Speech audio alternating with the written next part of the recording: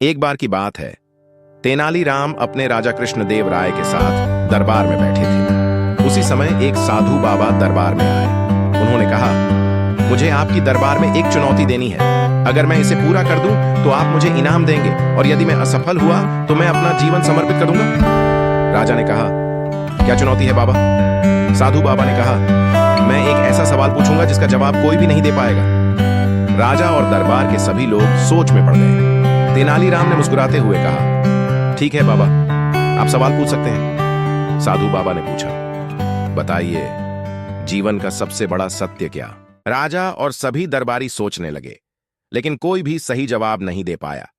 तेनालीराम ने ध्यान से सुना और कहा, बाबा, यह सवाल बहुत सरल है।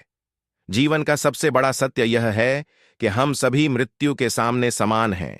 हम जो भी हैं, जो कुछ भी करते हैं, एक दिन हमें सब कुछ छोड़कर जाना ही पड़ेगा।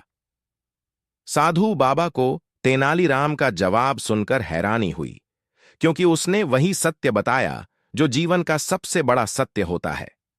राजा कृष्णदेव राय ने तेनालीराम की बुद्धिमानी की सराहना की और साधु बाबा को सम्मानित किया। इस प्रकार तेनालीराम ने एक और चतुराई से चुनौती को हल किया और राजा के दरबार में अपनी बुद्धिमानी का परिचय दिया। सीख: जीवन का सबसे बड़ा सत्य यह है कि हम सभी का अंत एक दिन निश्चित है।